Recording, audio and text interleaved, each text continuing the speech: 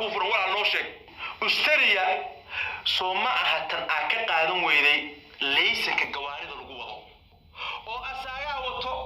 أو شينا علماء أنا والبيسو قاري وقال سهل كاسومالي الله مرة يبي BMW ده أو ده أو نكا جلاش إذا كم مقطع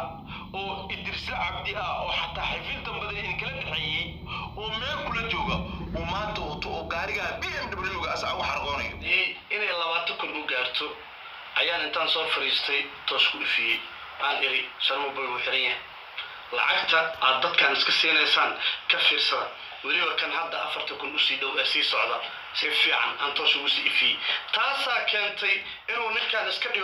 kulanti waxaan wanaagsan daawadayaal ilaahaantiinba ku soo dhawaada kanaalka xogta geeskood kala socotaan warar iyo warbixin xaqiiqada ku salaysan haddaba daawada haddii aad nagu cusub tahay isla markaasna aad kanaalka hadda u soo booqatay subscribe-ka yarkaas saar gambalaalkana furo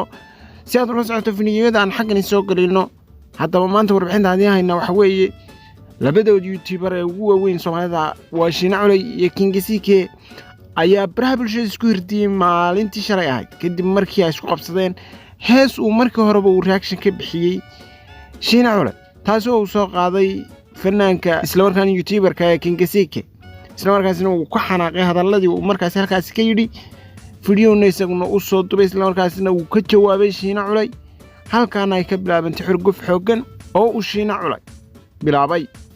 inkastoo Kingisike uu ka gaabsaday inuu hadalladii sii waday isla markaasina uu la sii jahatmo Shiina Culay haddana Shiina Culay ay u sheegay inuu firi u yahay inuu fiidiyo kale u soo dubay Kingisike isla markaasina wuxuu si cad u sheegay inuusan u jawaabi doonin hadduu Shiina Culay fiidiyo kale oo isaga ka dhan ah uu soo duubo waa arrinta uu Kingisike shalay oo dhan ka hadlay isla markaasina uu Kingisike sheegayba in Shiina Culay uu lacag ku urursado page uu isagu samaystay isla markaasina uu sheegay in uu doonayo in 20,000 la gaarsiiyo oo uu u ururinayo fanaanka Sharma Boy ee dhibaatada ay ku dhacday balse Kingisike ayaa tooshka ku ifiyay inaysan lacagtaas ahayn lacag loo ururinayo Sharma Boy balse ay tahay mid Shiina Culay uu doonayo inuu jeebkiisa ku shubto isla markaasina ay ku dhacdo jeebka Shiina Culay arrintaasna waxay timi kadib markii Shiina Culay uu ka bixiyay reaction hees uu soo qaday Kingisike isla markaasina uu sheegay inaysan waxaan hees ahayn isla markaasina Shiina Culay wuxuu daar ku maray isla markaasina uu ku xilo furay